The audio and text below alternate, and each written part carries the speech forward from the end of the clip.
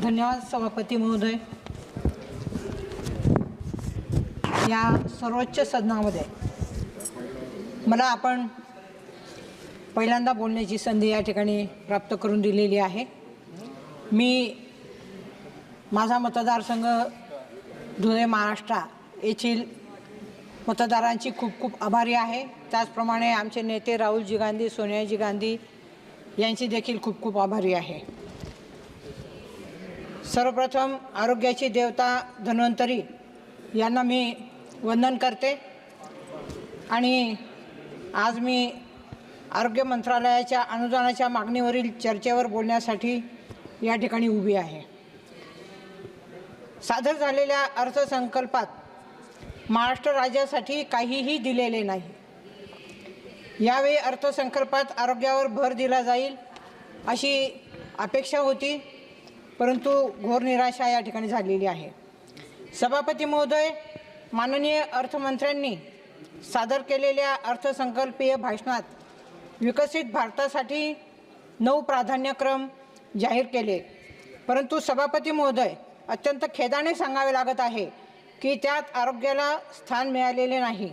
या उलट आवश्यकतेपेक्षा 73% कमी धरण्यात आले आहे। केंद्राचे आरोग्य बजेट दरवर्षी 3.3 लाख कोटी रुपये असायला हवे होते। या अर्थसंकल्पात 91,000 कोटी रुपये देण्यात आले आहे। हे गरजेच्या केवळ 27% आहेत। महाराष्ट्रातील केंद्र सरकारच्या अखत्यारीतील सर्व रुग्णालयांमध्ये जसे की GT hospital, KM hospital, Saint George hospital, JJ group hospital, Cama hospital इत्यादींमध्ये पायाभूत सुविधांचा अभाव आहे। उपकरणे नाहीत, पुरेसे आणि कर्मचाऱ्यांची कमतरता, यामुळे रुग्णांना अनेक समस्यांना तोंड द्यावे लागते। यासाठी केंद्र सरकारने तातडीने किमान 10,000 कोटी रुपये निधीची उपलब्ध करून द्यावा।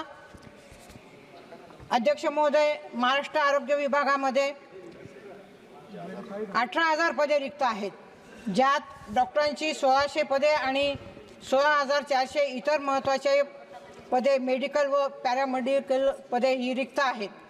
ती सर्व पदे तातडीने या ठिकाणी भरावीत अशी मी या ठिकाणी मागणी करते। महाराष्ट्रात एकच एम्स रुग्णालय आहे जे नागपूरमध्ये आहे। महाराष्ट्राच्या लोकसंख्येचा विचार करता मुंबई, नाशिक, धुळे आणि पुण्यातही एम्स रुग्णालयाची स्थापना होणे गरजेचे आहे। याचाही अर्थसंकल्पामध्ये समावेश करावा।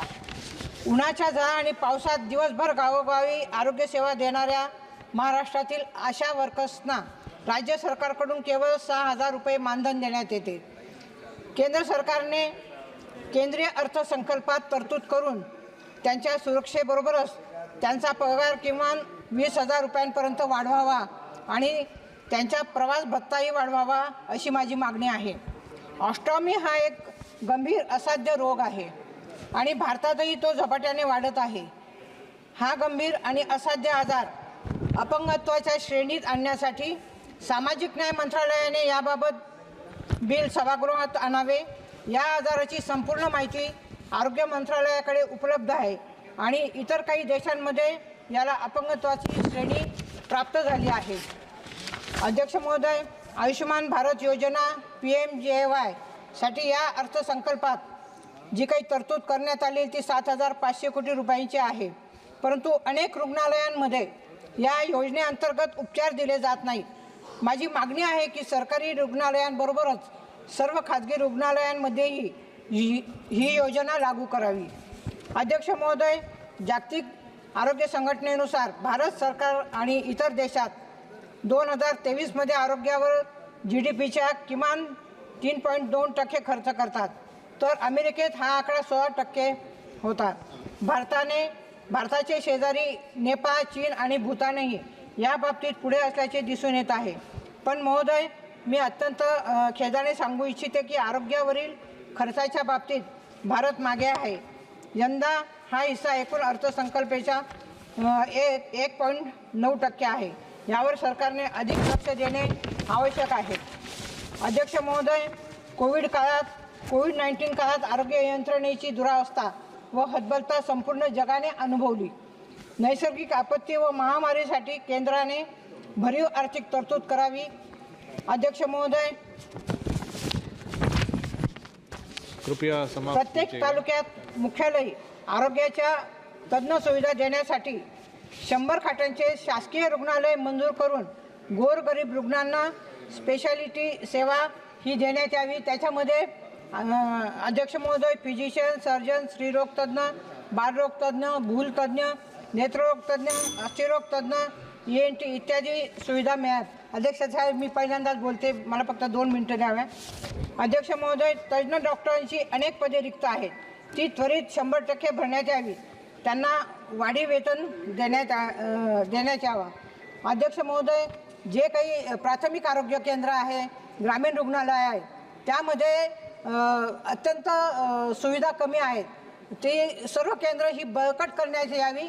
कारण जे काही ग्रामीण भागातले रुग्ण आहेत त्यांना ही सेवा सक्षमतेने मिळण्यासाठी त्यांचं सेवांचं बळकटीकरण करावं।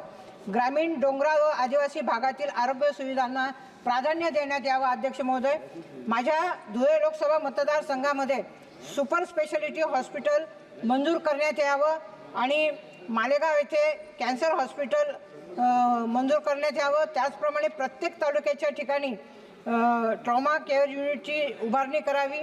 डायलिसिस सेंटर प्रत्येक सरकारी हॉस्पिटलमध्ये निर्माण करावे। अध्यक्ष महोदय, डॉक्टर जयस्वाल साहेब यांनी मांडलेला जो काही मुद्दा आहे त्याच्यामध्ये कॉलेज ऑफ फिजिशियन्स अँड सर्जनसारखी मुंबई येथील PG डिप्लोमा आणि फेलोशिप देणारी जी शिक्षण संस्था जी 112 वर्षापासून भारतात PG डिप्लोमा स्पेशालिस्ट निर्माण करते व असे स्पेशालिस्ट डॉक्टर पेरीफेरीमध्ये आरोग्यसेवा देत असतात, त्यांचे ॲडमिशन 2 वर्षापासून बंद आहेत। जवळपास वर्षाला 1100 PG डिप्लोमा डॉक्टरांना त्यामुळे आपण मुकलो आहोत।